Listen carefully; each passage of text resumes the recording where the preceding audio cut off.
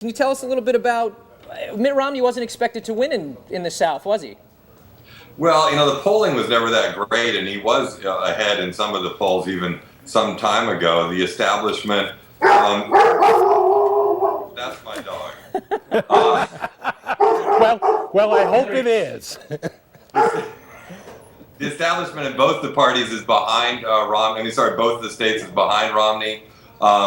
This is the one day today, unlike last Tuesday, where we may see some definitive event come out of this election. That is to say, somebody dropping out. And it's also one of the few days that we've gone into the race absolutely not knowing at all what's going to take place in terms of who could win. At last races, we've really more or less known who was favored. Neil, the dog is a Democrat, isn't it?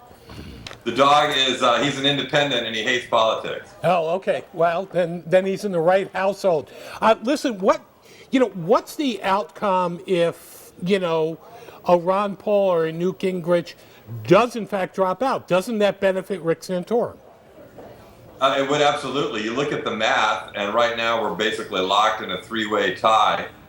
If one of the challengers to Romney weren't to be in there, it's almost certain that enough of the support would fall to either Santorum or to Gingrich to give them the plurality of votes in both these states. That's very much what Santorum wants to see happen.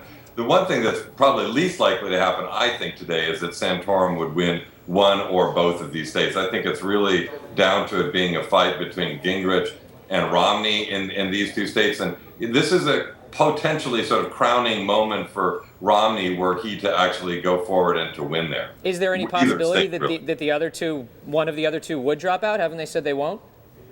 The thing is, they're both so stubborn, particularly Newt Gingrich, who has increasingly little really to stand on in terms of either his delegate count or his number of wins. But, he's kind of running on fumes and running a pretty lean organization and doesn't really need much to continue on. So he claims that he'll continue to push on. But there comes a reckoning moment when they just look at the amount of money they have and particularly look at the delegates they have and kind of realize that it's not going to work. So we may not see anyone dropping out tomorrow morning, but I predict that somebody will drop out certainly by the end of the month. And Neil, you've written about this in the last week or so.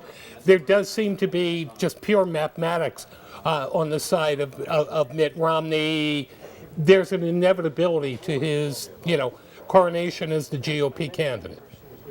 They told us last week in a briefing, it was basically, look, we're going to seal this nomination. It may not be fun to watch. It may be grueling. It may be like watching paint dry, but we're going to do it. And I think for the most part, the math points to that. We wrote a little bit today about the one potential, which is sort of hanging out there, which would be if nobody were to clear the bar of the necessary number of delegates to win the nomination. And this is one of the reasons that they're fighting it out sort of state by state in the states that they've already had caucuses in. It's a weird and unusual event to try to glom onto every delegate. That potential, yeah, Neil, though, you had mentioned in that article, you had mentioned that we just flashed on screen that Romney has 454 delegates, but as many as nearly a quarter of them aren't really his. And the same for Santorum. I mean, Santorum's got a number of delegates who are not really obliged to side with him.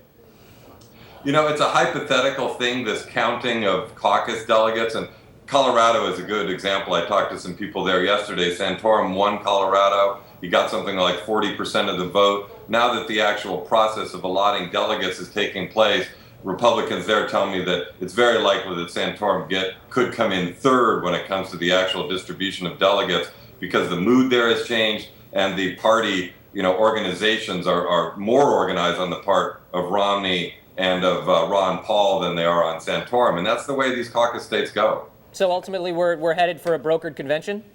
I think there's maybe a 1 in 10 chance of that happening. Well, and what about the chance of, an outsider jumping in right now? I mean, is there a Chris Christie out there? Is there a Mitch Daniels? Is there somebody out there that could come in and swoop up, a leadership position? I think we've got what we've got at the moment. Maybe my dog will jump in.